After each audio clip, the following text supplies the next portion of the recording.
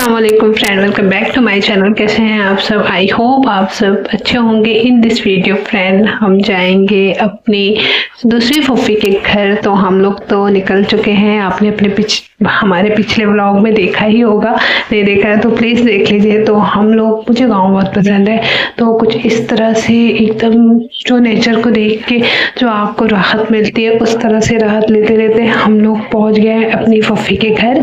तो अपनी फूफी के घर ये आ गया है और गांव में है। और देखिए इस तरह से तो हम लोग अपने फूफी के घर चलते हैं।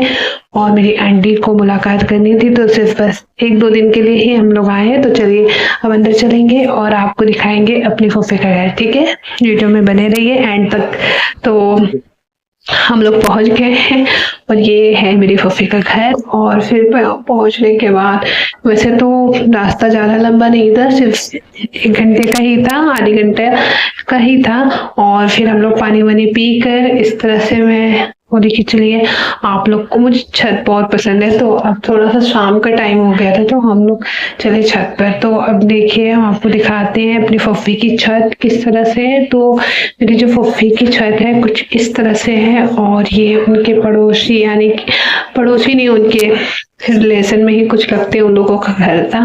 तो इस तरह से। और मेरी फूफी को बहुत सारे जो मनी प्लांट्स वगैरह प्लांट्स होते हैं ना, वो सब पसंद है, तो सब लगा के यहाँ पे रखे हुए हैं छत पे, एलोवेरा और सब कुछ सारा यहाँ पे प्लांट्स थे।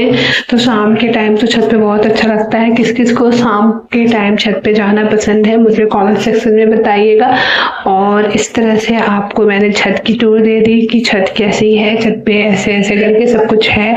और फिर ये प्लांट्स मुझे बहुत अच्छे लगे, एलोवेरा भी था और ऑर्गेनो जिससे हम लोग बनाते हैं ना फ्रेंड्स, उसकी पत्ती भी थी, यानी कि अजवाइन की पत्ती। और यहाँ पे जो है झूला झूल रही है।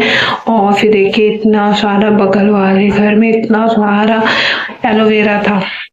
और हम लोग नीचे से दिखा रहे थे कि देखिए इस तरह से फूफी का जो उनकी जेठानी है ना, उनका और उनका घर है। और कुछ इस तरह से बंटवारा हो गया है।